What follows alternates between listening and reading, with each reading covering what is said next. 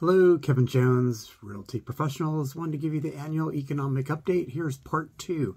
Part two is going to be talking about inflation, interest rates, the labor market, and how the stock market is affecting real estate.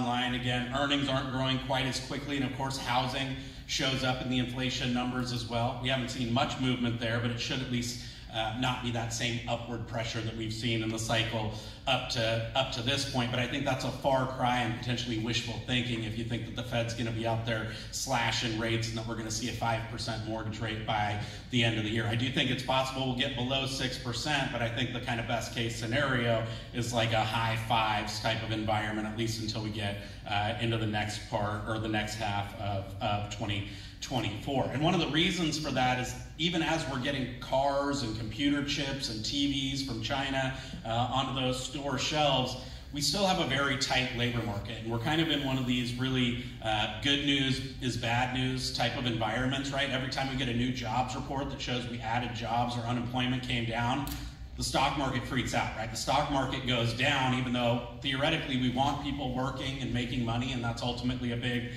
driver of growth. But the reason why the stock market doesn't like it when we add more jobs is because wage growth is one of the big drivers of the inflation that we're seeing right now. And so when we add even more jobs, you can see that here the number of job openings that we have is still about 4 million workers more than the amount of people that we have to put in those jobs, meaning that workers are still kind of solidly in the driver's seat when it comes to wage negotiations and things like that. And that's why even when we add 200,000-300,000 more jobs, the stock market actually goes down. This is going to take a while to chip away at. At one point, we were about 5.5 million workers short, so that has come down into the 4 million worker range, but we usually don't run labor shortages very often at all going back historically, and so I think this is why even as the worst of the inflation situation is behind us and will continue to show progress on a fairly consistent basis, it's not going to happen overnight where we're going to be at a 2% CPI and the Fed feels comfortable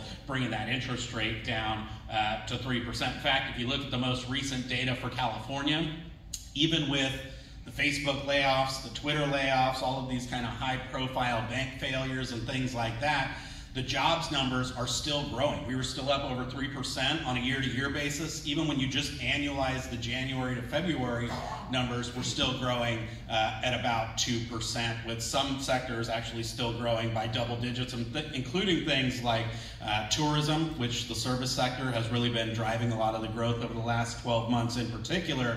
But you can see on the left-hand side of this chart that we already have industries including mortgage banking, where a lot of those kind of non-existent refis have dried up, and we've seen a lot of those jobs fall by the wayside, but you're seeing a fairly broad-based cohort of industries that are already in job decline mode, and I do think that we'll see the labor markets be not quite as tight as we've seen up to this point. In fact, if you kind of look at the trend line on job growth, you can see that actually as soon as rates started to go up in the spring, early summer of last year, we went from 4, 5, 6% job growth down into the low single-digit range. So the good news is, you know, from my standpoint at least, if you don't ask the stock market, is that most of the people who want jobs actually have jobs and are actually seeing their incomes go up by an above average pace.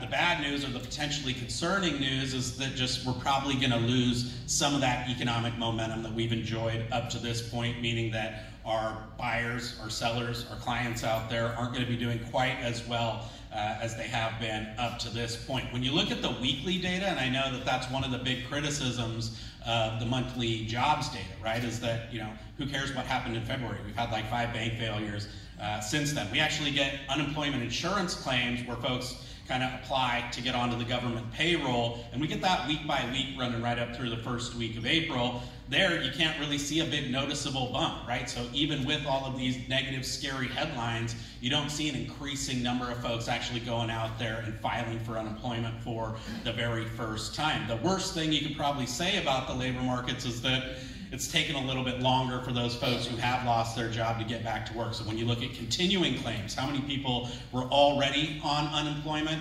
and apply for their second, third, fourth week, what have you, that number is going up just a tiny bit. It's still very low relative to where we were even a few years ago, but it has started to move up even in the absence of a big wave of new unemployment insurance claims.